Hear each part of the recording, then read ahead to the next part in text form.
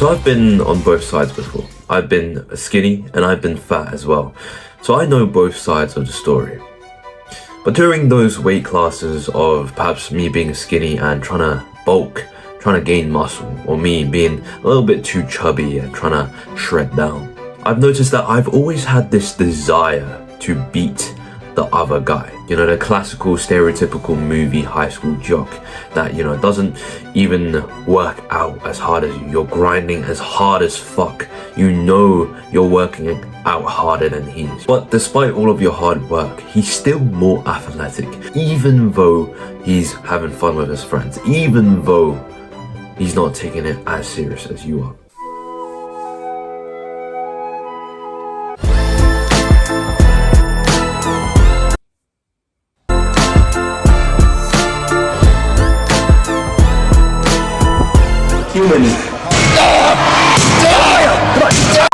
You want to brutally annihilate the hope in his eyes. You want to stand next to him and utterly mog him, don't you?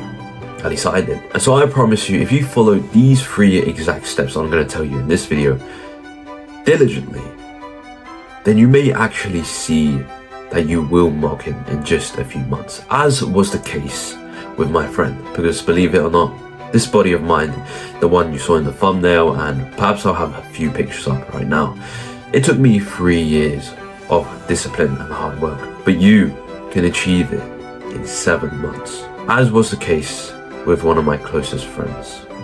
Starting off relatively skinny, no supplements, no bullshit bulking, no intentional dirty bulking, whatever. He followed me diligently with every workout for basically 7 months now. He did what I did, but just at a lower weight. And now he has the body of a 3-year grinder, and also the strength.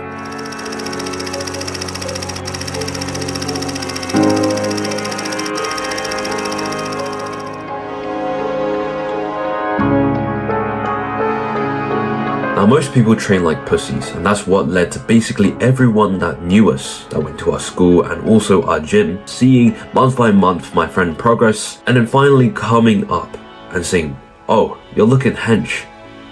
How long have you been working out for?" He says, 7 months. And the look on their face is utter disappointment in themselves, because they have been working out for like two years, whatever they say, right? 2 years of hard work.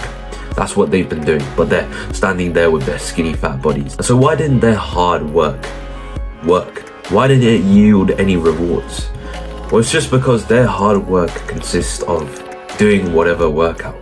Oh, today I'm just gonna do whatever I feel like. Oh, I came into the gym today and I don't feel like doing anything, so I'm just gonna go home. Chatting with friends, or even treating the gym as a fucking amusement park with their 5 friends there. Oh, I'm gonna go next. No, I'm gonna go next. I'm gonna go next. And by the time that the 5th person goes on the fucking machine, it's literally been like 30 minutes. But what real hard work is saying, if you can walk, you can hit gym. Working out with maybe 1 or 2 friends at most. 6 days a week, non-negotiable. 7 days maybe, if you're counting the 7th day as a cardio day, or maybe an experiment day where you're experimenting with new techniques, like maybe you're gonna try and do a clean press, Olympic lifting. All of that, and also setting a specific time every single day to go to the gym. For example, 4 p.m. and you do that every single day. It helps to have a friend, which we'll cover later on. Well, what about rest, you might be asking? Yes, it's important to rest for 2 or 3 days at the end of the week if you've truly been training hard enough.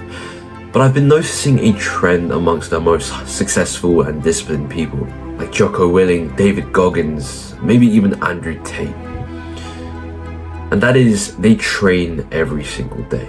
And personally, it serves as a brain refresher after a very big carb meal, or a meal that like wears me down, or maybe I'm just at a very low frequency right now and my brain's all used up from hard work and I just want something to refresh my brain. So what do? I go and do a workout, hard workout, and then I come back home and take a cold shower, and I am basically a new man. I'm on a different frequency now. Human.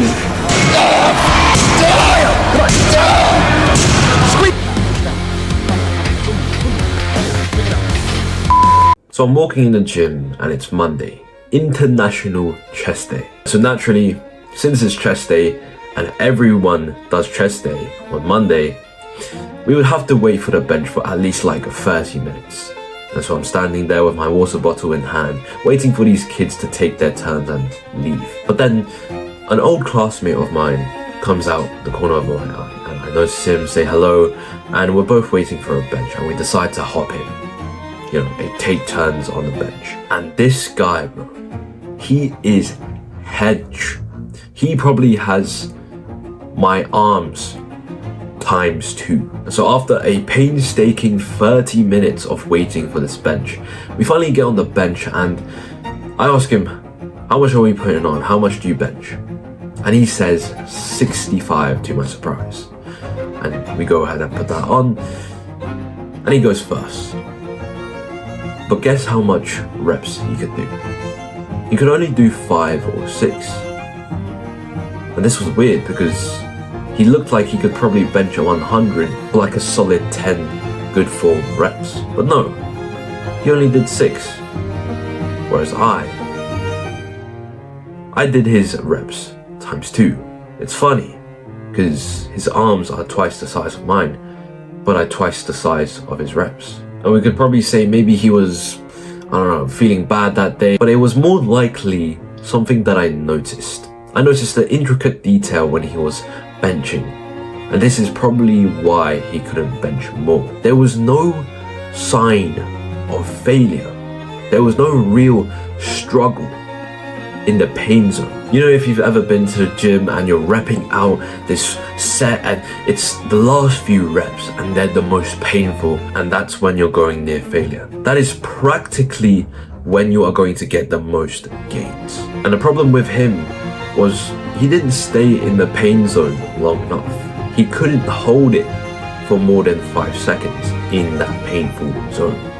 He immediately let the bar drop like that after maybe 1 second of a tiny expression in his face of struggle. And so how do you get true failure? How do you get used to failing? How do you get used to the pain zone and maybe increase your time spent in the pain zone? Well, from personal experience, the fastest way to fail and the fastest way to get used to that failure is something I call the heavy multiple drop set method. And this means having a heavy set at first.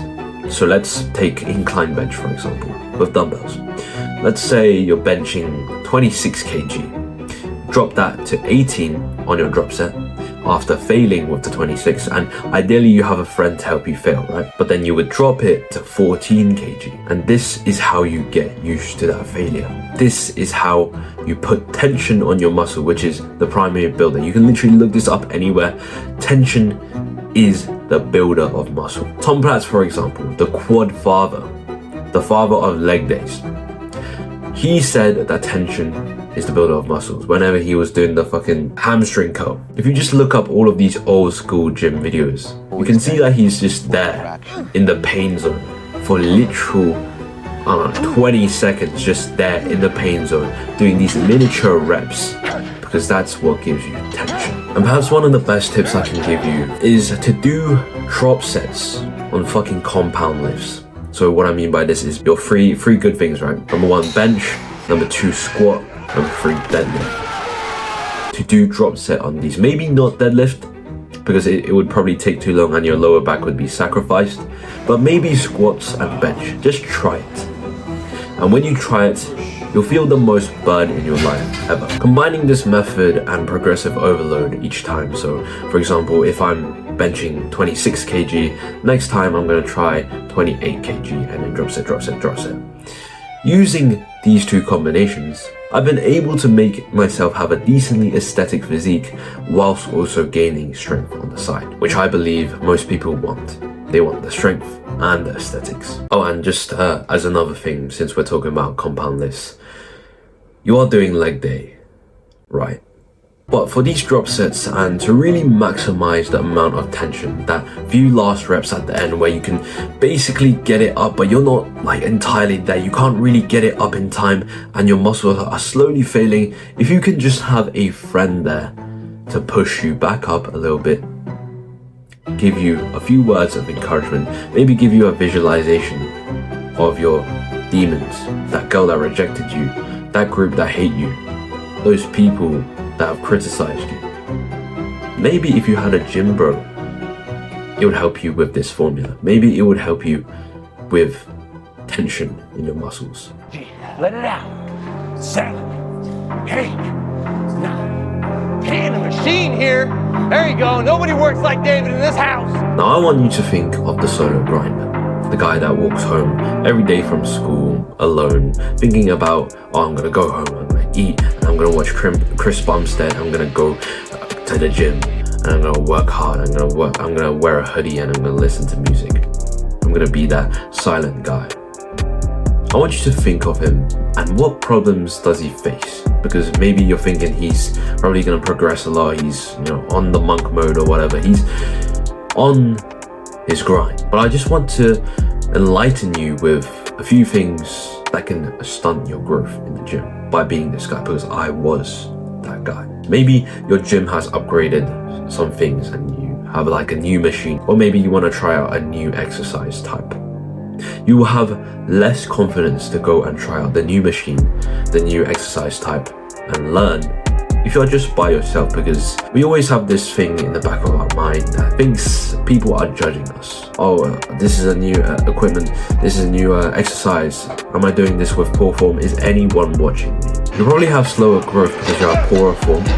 No one to correct it, no one to stand there and even show you. You don't have a basic personal trainer friend. You may even have lower expectations, so you're gonna do this set until a little bit of failure. But if you had a more experienced friend there, the right gym bro, he'll probably tell you to do at least 3 more. You got 3 more left in the tank, because he can probably see that you literally have 3 more. And even the small things that aren't directly related to the gym, like perhaps you're doing a set and you got a weird face, perhaps you got some shit in your hair, it'll probably increase your gym progress by like 2 times, maybe even 3 times, as was the case with my friend, because I knew everything.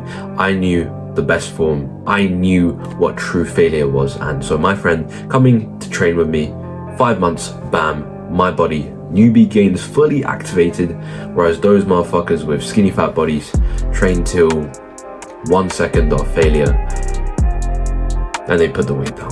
So what is the right type of gym bro? What is the criteria? What are the characteristics? How do you even find one in the first place? How do you attract better friends? And so I want you to picture 2 types of scenarios. One is with a gym bro that just comes with you to the gym. He spots you, sure, and he does lower weight than you. He gives up earlier. He randomly calls people. He's texting people on Snapchat. He's not focused. He's AFK. He's brainless. Maybe he even talks about things that are completely off topic, like, I don't know, a party he went to last time and the girls he talked to there. And you have to coach him as well. He will drag you down. And now, picture the Chad gym bro. Maybe he's the same size as you. Maybe he's just a little bit lower. But he's got that enthusiasm. He's got that fire, that spark to learn. He wants to progress. He's got the same, perhaps the same values, beliefs, discipline as you do. No pain, no gain. Maybe he's constantly learning things online about fitness behind your back, and then he shares it with you. Maybe he tells you off for being a pussy that day, for arriving a little bit late, or missing the gym, or maybe he competes with you, and maybe he reminds you of the girl that rejected you. Hey bro, just to remind you, she didn't like you because you ain't got no gains. And right now, you know what she's doing? She's fucking the other guy. And so I ask you this. Who do you think in a few months will have the better body? And so how do you go ahead and get this right gym bro? We've covered what a good gym bro is. But how do you go and find one? And this is difficult, but it is effective. Purely effective. And this is by something I call polarizing yourself. What I mean by this is you have to be telling the truth at all times. This is like, it sounds vague right now, but I'll explain. Whenever you're next having a conversation, maybe it's with a group of friends at school, maybe it's in class and you're asked to do a group presentation, or maybe you're asked to speak in front of the class, you go ahead and speak your truths. Speak what you really feel like. Maybe you're a red pill incest.